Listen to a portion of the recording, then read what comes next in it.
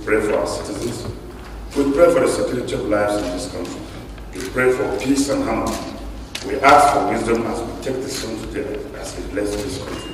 With that prayer by the Minister of Youth and Sport Development, President Muhammadu Buhari commenced the Federal Executive Council meeting, which had most ministers in attendance, though the Vice President was absent.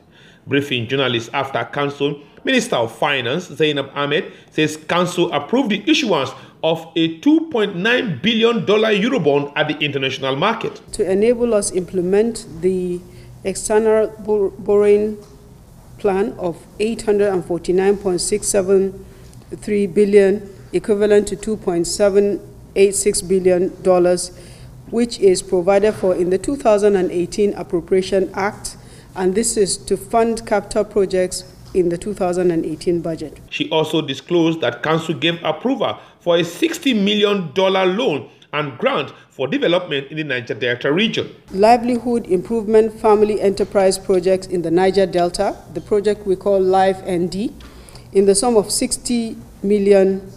The loan will be a combination of loan and grant, so it's a blended facility. This loan has come to support part of it in the Niger Delta. The rest of it is in our budget, so we shall be acting in all the states of the Federation simultaneously.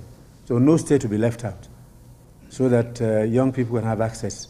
We can't give every young man or woman a machine, but we can give clusters of youths. Minister of Labour and Employment, Dr. Chris Ngige, says Council approved a draft white paper on the Federal Civil Service which relates to workers.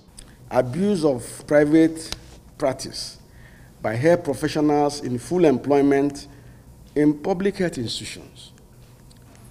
There have been a lot of hue and cry about doctors establishing private clinics, visiting maybe the health institution they are serving under once a week, and then spending all their times in the private clinics.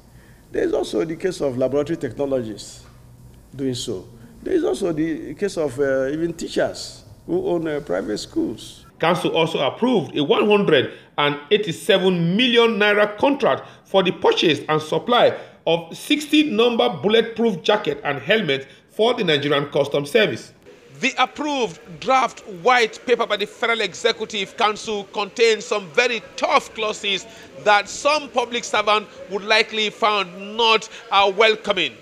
But as Labour and Employment Minister Chris Ngige puts it, the problem is not about such white paper, because the federal government has indeed approved several of such over the years.